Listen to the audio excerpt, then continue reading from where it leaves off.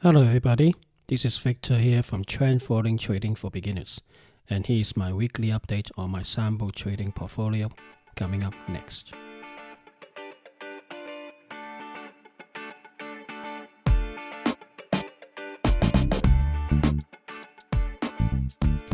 Welcome, everybody. Welcome to another week of my podcast. Well, this week is a big week for me as far as I'm concerned with the Bitcoin. It have at least gone back and broken the 20k mark now, making a new high.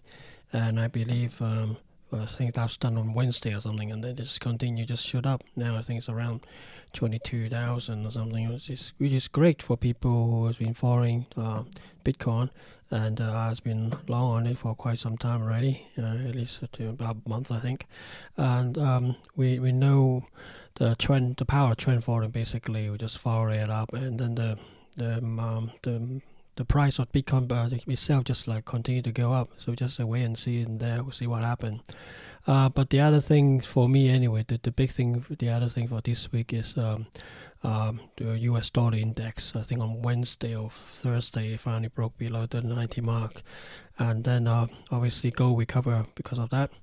As well, and it causes a lot of issues as far as I'm concerned, because US dollar it will continue to stay lower. It looks like it will continue go lower by the looks of it, and it means that other currencies or any commodity, anything that price with US dollars will just go up in price. Now, given the economy around the world is so in dire stare, so to speak, not doing able to do much, and having obviously economy not really fully recovered.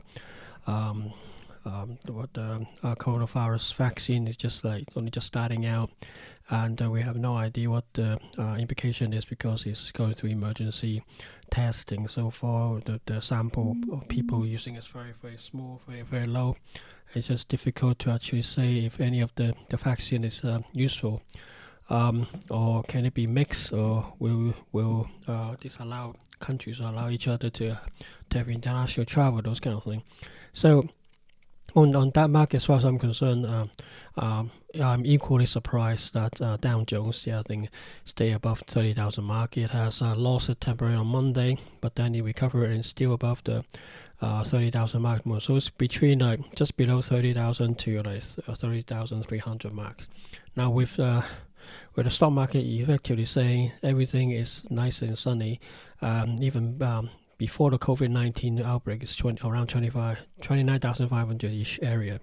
So this is like 800, almost 1,000 points above before COVID-19, with all this hoo-ha going on, which we all lived through the last 9 months. And the stock market seems to like continue ignoring things and going up and up and up. So as far as I'm concerned, this is just not a good omen. It's nudging up slowly as well. It just doesn't seem to be a very big, fast, quick movement. And if you look at the chart for Dow Jones, you see there's like a rising wedge, or triangle wedge as well. So that's another charting thing that actually say there could be something nasty coming up. Coming down the pipe. So all these things going on, and just difficult to be optimistic, so to speak. But trend following, we just continue and just follow whatever the actual trend is saying. But bearing in mind, just rather difficult to be optimistic, to actually see fundamentally, so to speak. But as far as that trend following is concerned, we shouldn't be even considering the fundamental. Just continue to look at the price. The price continue to go up, and you should sit there. I mean, this past about a month or so now, more or less, since end of October, it's more than that, about 6 years old, to early November, the US election and stuff, the market will be affected, recover, and just continue to move up. If you have, for example, a projected profit target, then you will have lost quite a bit of money, because effectively you don't lose, you just basically didn't capture as much as the movement that the Dow Jones and the indexes around the world have recovered. And this is the things that's quite a good examples of the things to learn about that as well. That is, a lot of time, like Jesse Livermore said, you make money by sitting on your hands. sitting at your hands, that kind of thing. Because if the market, if your setup is showing itself and you're latch on and you gone onto the market, you don't just like have a profit target and then only take part of that rise, part of the move, rather than take the whole move until it bends and come back and bite you a bit, then get out, that kind of thing. I mean, the profit target is very popular for forex and stuff like that. But if you try to use that on the indexes, for example, or shares, for example, unfortunately, I believe that will only hinder the amount of money that you can make, that kind of thing. So it's some useful information that people can take on that. But that's just how I see it myself. So this week, more or less, is like the Dow Jones just like going sideways, just up and down, hovering, like I said, about 300 for 400 marks, that kind of thing.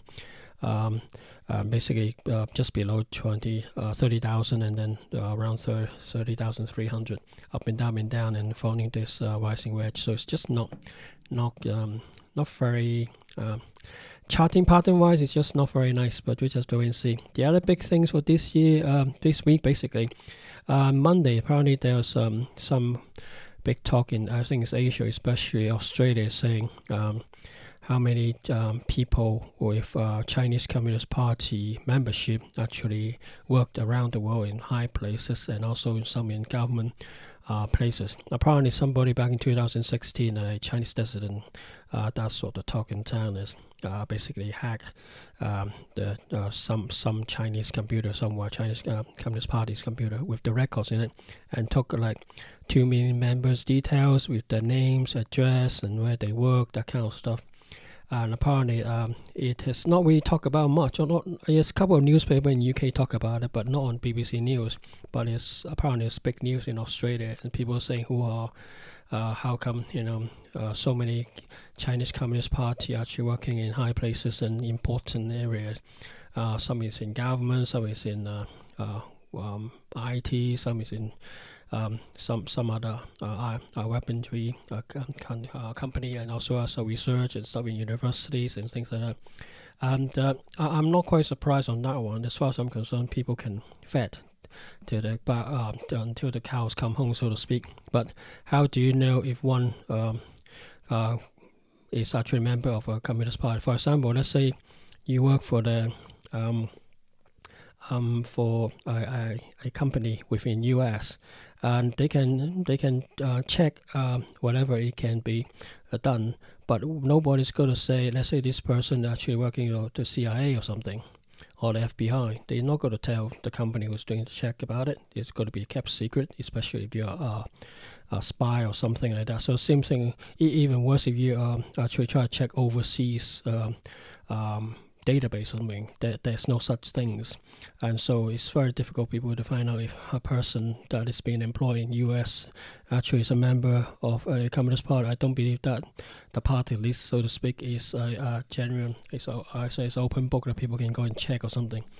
But as far as I'm concerned, it looks very strange that it's only Asia talked about much about it. US didn't really take it up, but there's some websites and say something, so it's the newspaper, but the main media, just like UK, just doesn't talk about it at all. It's just I think just selective news again. Maybe just like as I was explaining, it's difficult to check what your which party you belong to, especially when checking overseas and stuff. But it's just an eye opener to see how many Chinese Communist Party members actually around the world taking, in high places, so to speak. But overall, I think overall for me anyway is COVID-19 in UK. Apparently there's a mutation of COVID-19 in UK is being detected, and also there's an extra lockdown now in London as well, and some places as well. COVID-19 cases don't seem to have gone down, and then it's quite worrying that we have a mutation of the COVID-19. And I think over the weekend, France basically effectively said to UK lorry drivers, you cannot drive into to France. French driver can come to UK, but it's going to be having a bit difficulties going back home, so to speak. They've been stuck at a port for 40 hours at least, just to find out. France is basically locked down, not allowed UK lorry to go over from Dover into France for at least 40 hours to get me more clear picture of what this new variant of COVID-19 might do. Apparently in UK they said talks about this new variant of COVID-19 is even more contagious. I'm not sure how deadly it is, but apparently it can even pass on to people between people even faster than before. So it's a bit worrying. With France, obviously, also have been much affected by COVID-19, just like Germany. And they basically just stop the traffic, so to speak, at the border, and see if they can try to contain it and get more information from UK at the moment. And for me, the lockdown in London is also a blow because there's talks of Boris Johnson is talking about he hasn't actually ruled out a second lockdown, general lockdown again, or third one. So it's just a bit worrying given Christmas is here and New Year's coming, and the threat of lockdown. Basically, everybody to stay at home and not allowed to go to see friends, family for the Christmas, or some places already being like London. So it's just a bit annoying. But I think overall, we also need to remember this. It might be a bit of difficult to not see a loved one for this Christmas, but to me, I always say life matter more. And if you miss one or two Christmases, so long as you're still alive, you can have plenty more Christmases and Easters and so forth. So don't take it like what Donald Trump said. COVID-19 stopped you from having a Christmas gathering or Thanksgiving gathering. If you miss one or two, it's fine, isn't it? No, so long as you're still alive. I think that's the main thing. So. Each country do its own things, but as far as I'm concerned, people's lives should come and matter first. But it does make any country's government difficult to look after its residents, especially they have been asked a lot to work and the shops to shut down. And the government, one way or another, not really helping much. I mean, in UK they try to, but it's rather slow at time. And US, they haven't got this second stimulus package still being talked about because of the new election, that kind of thing, and try to wiggle between Joe Biden and Donald Trump, and obviously the Senate. So I think generally they're still supposed to 2 more seats to be by election, so to speak. So not quite sure when the actual stimulation package might come out, but there are talks of, I think Donald Trump might sign some executive order to allow the spending go through and give each American $2,000 or something. But that's just our talk at the moment. We just wait and see what happens. But that may also give a little boost again to the stock market. And the other thing, I think the last but not least, there is also, I think this week or late last week actually, there was a release of the U.S. Trade deficit with China actually is increased because talks of ten is that people is in lockdown and have nothing much to do. Obviously, go on internet and buy shares on internet. But because of lockdown, people cannot go out and they have to buy things online. That's all, not just food and stuff like that, but also about a lot of things from China. So the effect of Trump administration tried to have higher tariff on U.S. goods, or U.S. import goods, and try to stop the Chinese could come to go to U.S. and basically do slow down the balances of different deficit between U.S. and China, but don't seem to be the case. Don't seem to be helping. In fact, actually accelerated because more people actually buying things online and ordering things from America. So it seems to backfire for that, the tariffs anyway. But overall, this week, just like last couple of weeks, Dow Jones is one that I'm looking at. It's just really very sluggish, and the U.S. dollars finally broken. The dollar index broken the 90 mark. I just wonder how low it can go. I mean, it already shown how the U.S. dollar against the Chinese yuan, Chinese dollar for it been very in the sell mode for quite some time. I think that will just continue. So I think this week and next couple of weeks is obviously we have the Christmas coming. Merry Christmas to everybody, but the market might not be that quiet. We just have to wait and see this next couple of weeks. But on the whole, even though we have a tremendous problems this year with the COVID-19, major U.S. industries seems to all end up in positive territory, which is very, very surprising given the COVID-19 is still running around and hurting people then right there and then everywhere around the world, U.S. in particular, get affected.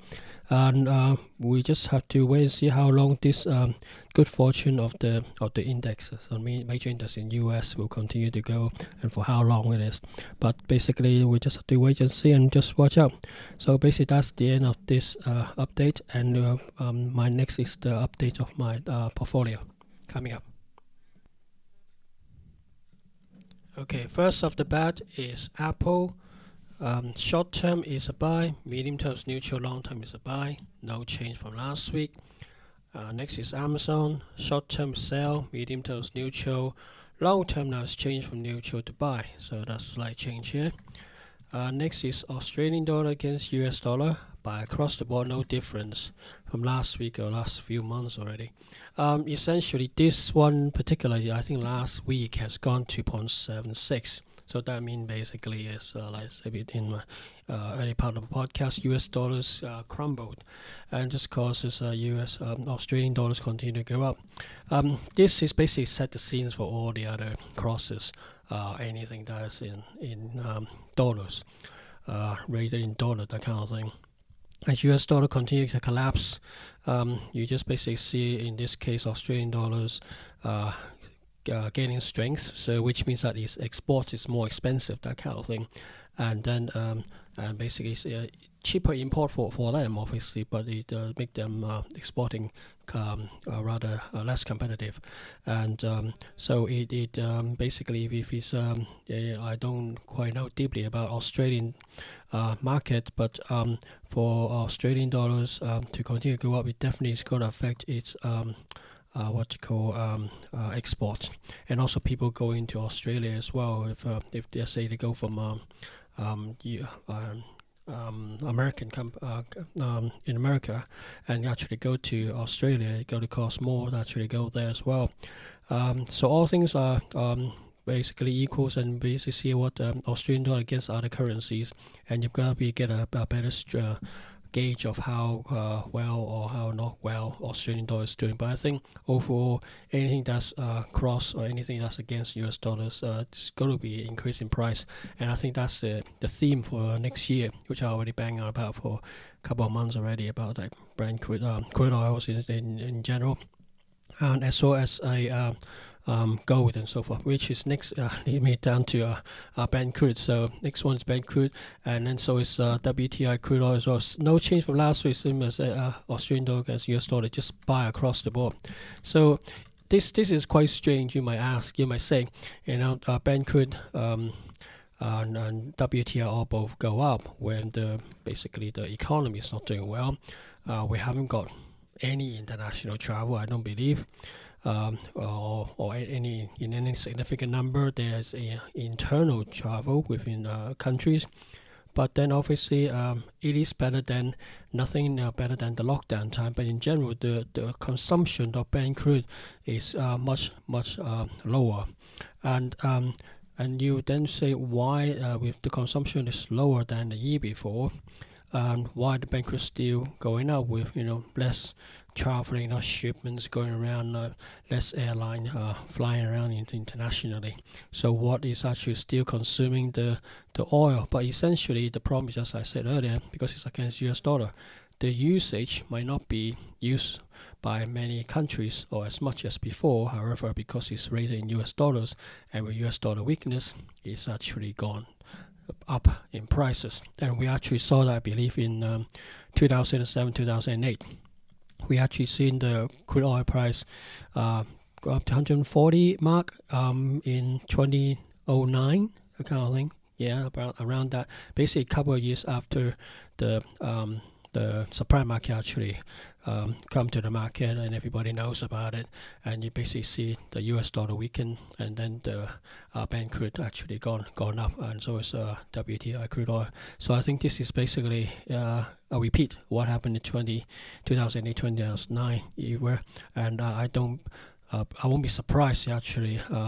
This crude oil price actually gone up to like as high as back in 2009, the last 140, 147 area. So we just have to wait and see. But definitely something to watch out for next year. Next is stocks, same as crude oil, is across the board all buy as well. Short, medium, and long terms all buy. Dow Jones the same. Short, medium, and long term is all buy. So essentially, just Dow Jones will be slower, but everybody seems to have gone up. Or I mean, in this case, it's all indexes as well. And funny thing is, even UK FTSE 100 buy across the board, same as Dow Jones as well. This happened like for months now. Even though we have Brexit with coming, which is what, less than 10 days, is around 10 days time, and we haven't got any deal with the Europeans, and the British pounds again, US dollar we'll talk about next later on, it's actually continue gaining strength.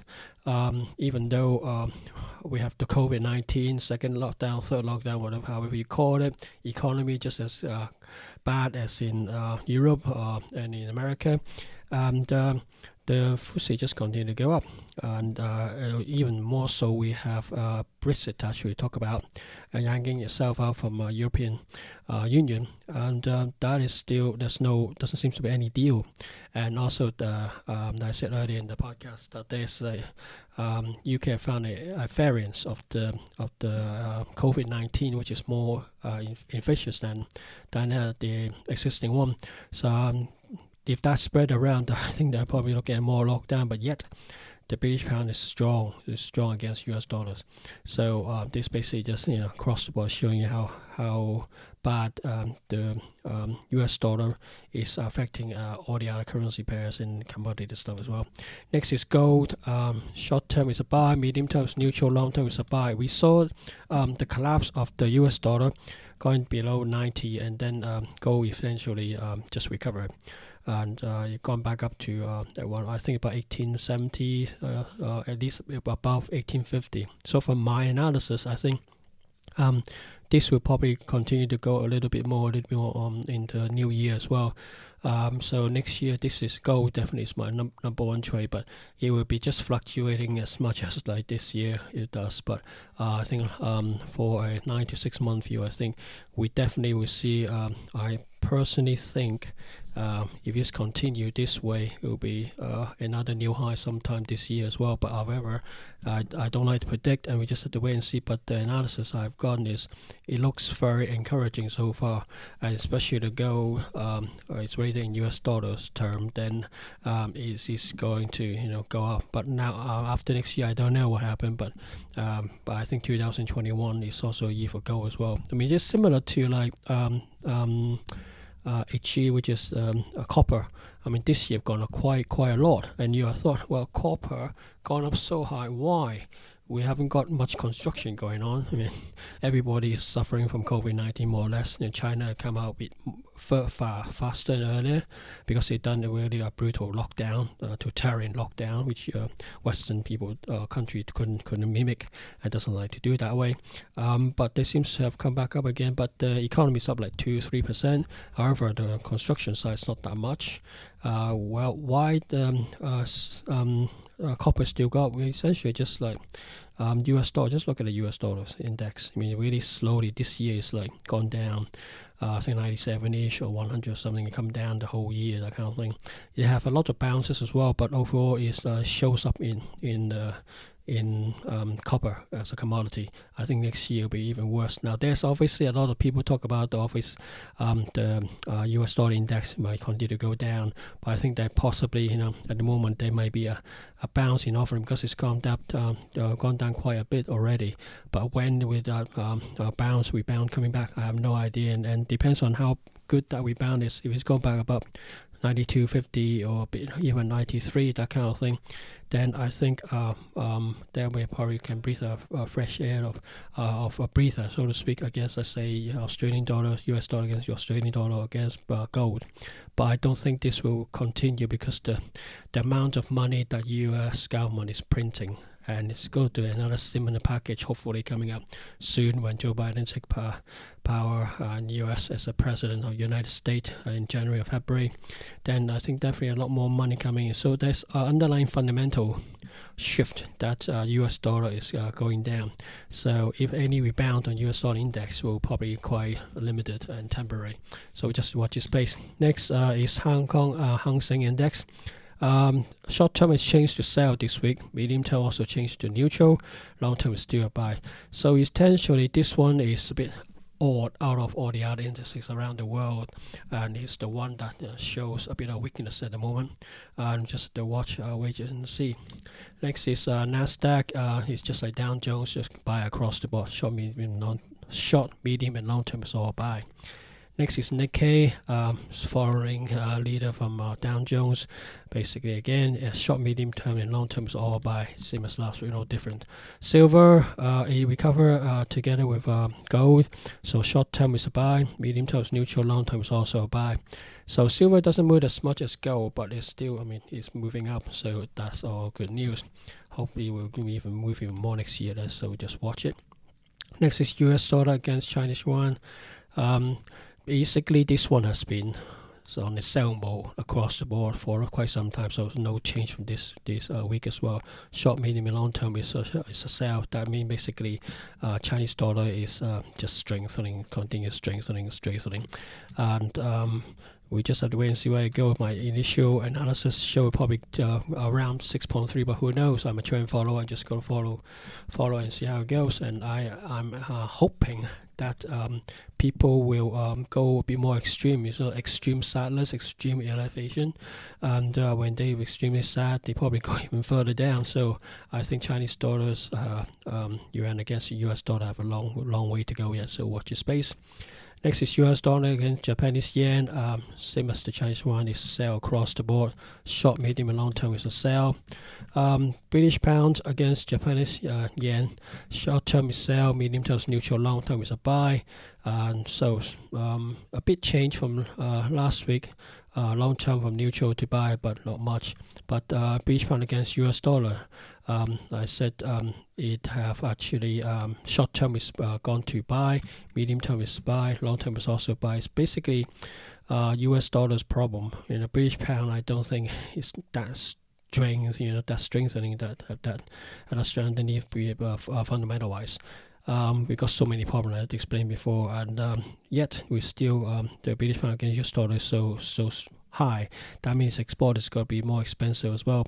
So it's not going to be great news for British economy. Next is Bitcoin. Buy across the board, same as the last couple of weeks. I think last 2-3 weeks now. But the big thing I said earlier is 20,000 mark. Once it's taken a long time to break about 20k mark. Once it's broken, I think it's going to like 22,000, 23,000 at the moment. So just have to continue wait and see.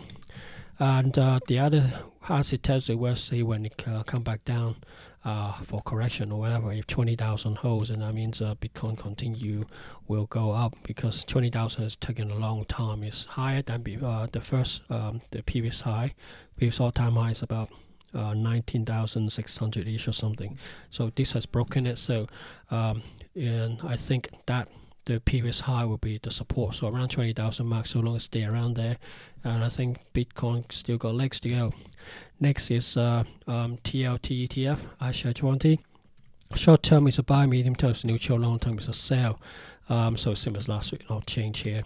Next is Tesla, buy across the board. And the good news is, I think on Monday, 21st, basically tomorrow, Tesla is going to be part of S&P 500. So personally, I think it would be it's good for Nasdaq, but also introduce a volatility. You know how Tesla share can go up and down quite quickly, so it might just move the S&P 500 as well. We just have to wait and see. Last but not least is Australian index. and it's buy across the board. Slow but true, it's just slowly creeping back up just like before. So it's buy across the board for this week, same as last week, and we just have to wait and see. So overall, I think to everybody who listened to my podcast, Merry Christmas, and I hope you guys have a safe time, and hopefully stay healthy. That's the main thing. But I think for projection into next year, I think US dollars, if it's continue to go down like this year or second half this year, then I think gold and anything against US dollars will go up. So all those foreign currency player look at different crosses against US dollars, will definitely will see quite big movement in the coming year. But we'll just have to wait and see. As part of trend following, we don't really predict. We just say follow. Fundamental may be say one thing, but people's attitude, people emotion might be running the other way around. So we just have to wait and see. But one thing on this front, watch out on Bitcoin. Last time Bitcoin when it gone bananas, up to the 19,000 mark, is because all the retail investors are gone there. But this time it's quite different. This time it's the big boys, the institution went in, and the Bitcoin seems to be only concentrated in certain people's hands, that kind of thing. So until the retail investor go in, and we won't probably see extreme high, that kind of thing, that let's say 40,000 or some funny numbers like that, and then all the retail investor go in, and then the big boys come out, and then the small investor get left with the baby, so to speak, and then the big boys pull the rug. So I think at the moment, watch out for Bitcoin. I mean, as a trend follower, I don't really care, so as long as the trend is going in, but I think there is some, just my personal feeling, that I think the big boys are basically setting the scene to encourage retail investors to go in there. So if you go in there, fine. Just make sure that when the market do turn, just get held out and short Bitcoin. Okay, don't think Bitcoin just continue to go up. I think this time the big boys may be planning something. So just watch out. But for the time being, is have broken 20,000 and it's around 23,000, sold on 20,000 holds, then about 20,000, 19,000, that area. Bitcoin for me is a buy, but do watch out, and because I think something is coming. It just sounds funny anyway. It doesn't feel right at the moment. So that's the end of my podcast, and I will speak to you guys next week. Bye for now, and happy Christmas.